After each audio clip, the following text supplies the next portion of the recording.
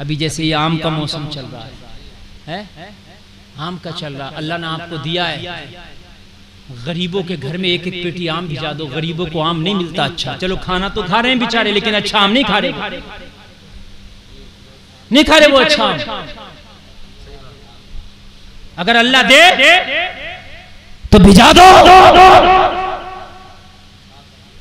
कुछ लोग कहते हैं कि मौलवियों के बेटे मौलवी बनेंगे, और ये सोच करके वो हिकारत की निगाह से देखते हैं। उनको ये पता नहीं मौलवियों के बेटे मौलवी बनेंगे, तुम हिकारत की निगाह से देख रहे हो, ये नसीबे की बात है, ये तो मरने के बाद पता चलेगा। नसीब वालों का बेटा मौलाना बनता है, हाफिज व कारी बनता है, सबके बेटे नहीं बनते। बहुत से लोग मौलवियों की तौहीन करते हैं, बुराई करते हैं। अगर किसी मौलवी के अंदर कोई बुराई है तो उसको ले लेके उसको कीचड़ को उछालेंगे। कान खोल के सुनिए, मरने के बाद में सबको अपनी कब्र में सोना और अपनी कब्र में अपना हिसाब देना, तू किसी का जिम्मेदार नहीं है।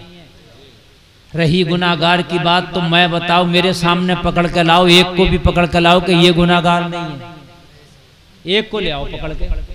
मैं गलत तो नहीं कह रहा हूं? किसी एक को ले आओ, जाओ मैं 10 दिन तक के लिए तुम्हें छूट दे रहा हूं, और 10 दिन तक यहीं बैठा हूं कि ऐसे को पकड़ के लाओ कि जो किसी ने गुनाह ना किया हो। शायद आप थक जाएंगे, और अगर आप पकड़ के भी लाएंगे किसी को तो वो हाथ जोड़ेगा, भाई मैं नहीं हूं, मैं तो खुद गुनाहगार हूं। है तो जब सब गुनाहगार हैं तो फिर किसी एक के ऊपर उंगली क्यों उठा रहे हो यार? जब तू गुनाहगार है वो भी गुनाहगार है। मैं कहना ये चाह रहा था कि सबसे अपनी कब्र में हिसाब होना है, लेकिन अगर किसी ने किसी मौलवी आलिम की बुराई की तो उसकी 10 पीढ़ियों तक अल्लाह कोई आलिम दीन उसमें पैदा नहीं करता। 10 पीढ़ियों, बड़ी बात बता रहा हूं। और उसकी पीढ़ी में आलिम दीन हाफिज कुरान का ना होना उसकी बदकिस्मती और महरूमी है, महरूमी है। तुम कहते हो हमारा डॉक्टर मास्टर, अच्छी बात है, अल्हम्दुलिल्लाह आपके बच्चे, मैं कहता हूँ IAS IPS बने, लेकिन मैं दुआ करता हूँ कि आपके बच्चे हाफिज कुरान भी बने, और हाफिज कुरान बन के भी IAS IPS बना जा सकता है। इस वक्त जो टर्की का बादशाह है रजब तैयब एर्दोगान, वो हाफिज कुरान है, बेहतरीन इंजीनियर भी है, बेहतरीन हुक्मरान भी है, बेहतरीन सियासतदान भी है वो, और बेहतरीन हाफिज कुरान भी है। आप ये सोचते हो कि मौलवी हाफिज बनेंगे तो भाई ये नीचे तबके की बात है, ये नसीबे की बात है, ये सबके नसीबे में नहीं आते। रोटियां खाने दुनिया वाले तरक्की याफ्ता लोगों को भी मिलेंगे, और खाने हाफिज मौलवी को भी मिलेंगे, मगर रब्बे काबा की कसम अगर तुम मर गए ना, तुम्हारे पीछे जो तुम्हारे बच्चे हाफिज मौलवी रह जाएंगे ना, वो तुम्हारे लिए बख्शिश का सामान बनाते रहेंगे। ये बड़ी बातें हैं।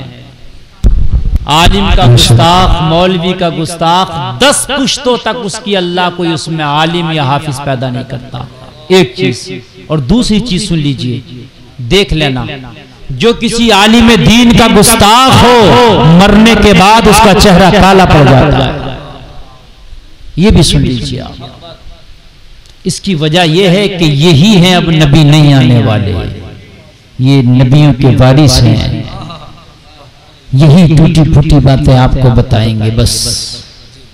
या तो फिर दुनिया में वो ले आओ जो गुनाहगार नहीं है, और जब सब गुनाहगार हैं तो फिर किसी एक के पीछे क्यों पड़ गए?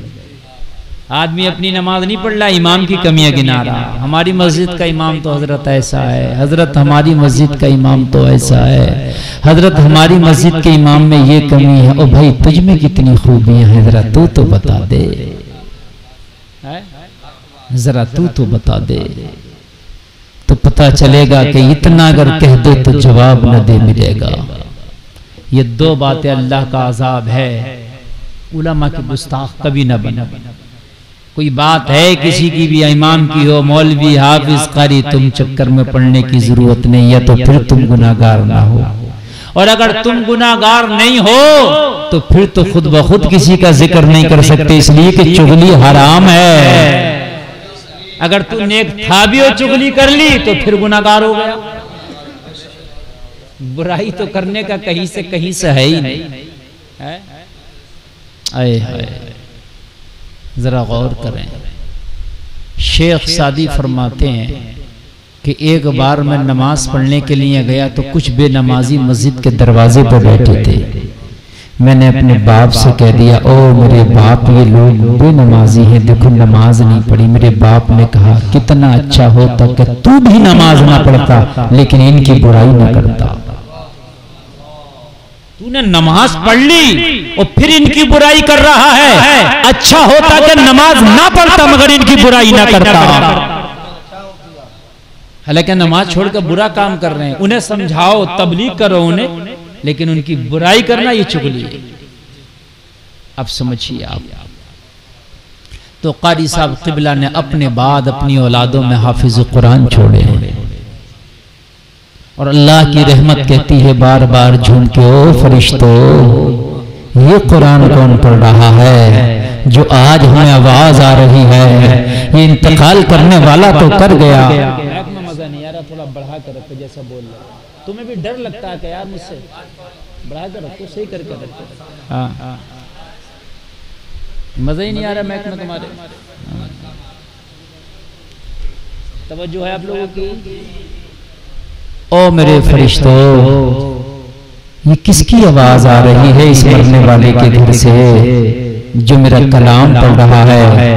अर्ज करते हैं, मौला उसका बेटा कुरान पढ़ रहा है, उसकी बेटी कुरान पढ़ रही है, उसकी बीवी कुरान पढ़ रही है। रब फरमाता, फरिश्तों, हमारी रहमत को इसने झुमा दिया है, हमारी रहमत झूम उठी है, हमारी करम की बारिश इस पर बरसना चाहती है। ओ फरिश्तों गवाह हो जाओ, मरने वाला अगरचे गुनाहगार भी था लेकिन वो ऐसे इंतजाम करके गया, मरने के बाद अपनी औलाद में हमारे कुरान का हाफिज बना के आया है, वो कुरान पढ़ रहा है। फरिश्तों, हमने उसकी बख्शिश कर दी है। सुभान अल्लाह, सुभान अल्लाह, बेशक जिंदाबाद। ये बड़े एजाज है, बड़ी बात है, बड़ी बात है। जब औरंगजेब अपने बाप शाहजहां की बारगाह में आके बोला, ओ मेरे बाप, मेरा बेटा हाफिज कुरान बन गया। औरंगजेब का बेटा जब हाफिज बना, मेरा बेटा हाफिज कुरान बन गया। शाहजहां खुश नहीं हुआ। औरंगजेब ने कहा, मेरे बाप तू खुश क्यों नहीं हुआ? तेरा पोता हाफिज बना है।